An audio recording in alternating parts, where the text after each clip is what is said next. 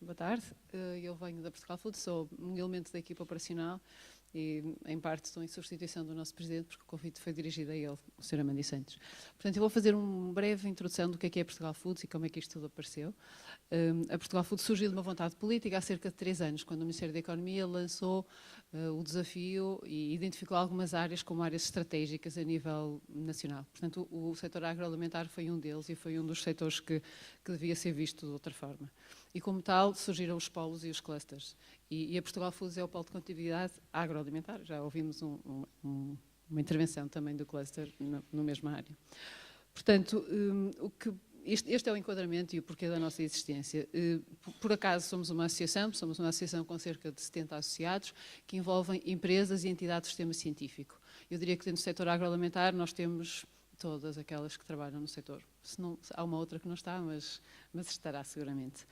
Mas eu refiro-me à vertente da associação, mas de facto nós somos uma rede, portanto é uma plataforma de interação e interação que em cerca de 2 frentes, sendo que o nosso Conselho de Administração é composto também por entidades do sistema científico e empresas e a liderança por um elemento empresarial.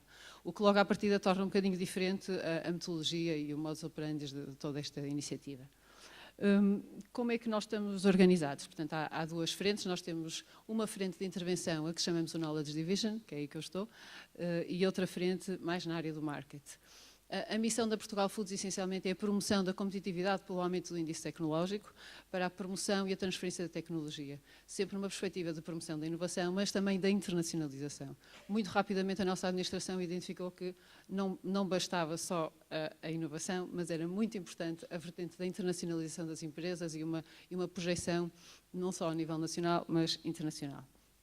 E nessa perspectiva nós temos algumas áreas de ação em que a primeira, portanto, ligada a impulsionar a aplicação prática do conhecimento através da promoção da tecnologia. Nós temos uma interação muito próxima, universidade e empresas, com várias tipologias, portanto, recorrendo a projetos, a tipologias de colaboração nacional, portanto, CREN, nós identificamos as prioridades para o CREN e não são da nossa cabeça, portanto, nós auscultamos as universidades, auscultamos as empresas, fazemos uma reflexão e as prioridades do CREN são definidas a partir dos polos.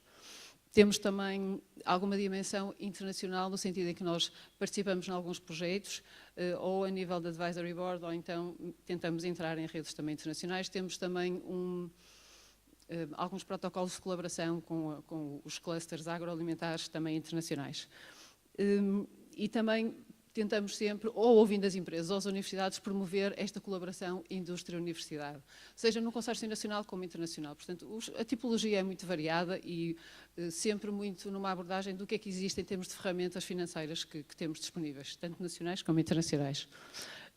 Também atuamos como um estímulo à inovação, porque nós temos um observatório e subscrevemos, portanto, nós compramos informação e geramos relatórios à medida, transversal, do que é que está a acontecer a nível do setor agroalimentar. Portanto, essencialmente é olhando para o mercado, o que é que está a acontecer a nível mundial e tentamos dirigir essa informação para a indústria. Isto numa vertente de olhar para o mercado, embora possamos ter também uma intervenção a nível de vigilância tecnológica. Portanto, o que é que está a acontecer a nível de inovação em termos científicos, para depois fazer a abordagem universidade-empresa a outro nível. Portanto, isto normalmente leva a uma inovação mais disruptiva, não é aquela que normalmente é adotada, mas é uma das possibilidades. E agora, falando um bocadinho na frente da internacionalização, nós organizamos feiras e presenças internacionais, portanto, Portugal era visto um pouco disperso em termos internacionais, em termos de internacionalização dos produtos, portanto, em presenças em certames internacionais, normalmente dispersa e individual. A Portugal Foods tem estado presente em feiras em que leva empresas, portanto, tivemos agora em Paris com cerca de 20 e tal empresas, portanto, no Cial Paris, umas connosco, portanto, sobre a chancela Portugal Foods, não perdendo a individualidade de cada uma. Em janeiro deste ano, portanto, em sequência de um repto lançado pela Sra. Ministra da Agricultura, foi-nos lançado o desafio de desenvolver uma estratégia de internacionalização para o setor agroalimentar, que foi entregue em julho deste ano. E aguardamos um parecer. Portanto, este estudo envolveu a Pricewaterhouse, o GBP e o ICEP também.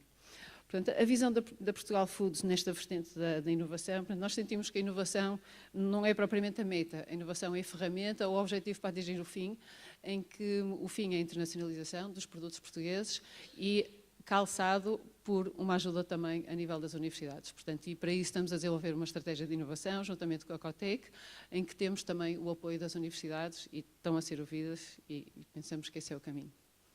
Acho que não cumpri 8 minutos. Não. Então quero acrescentar mais uma coisa? Não.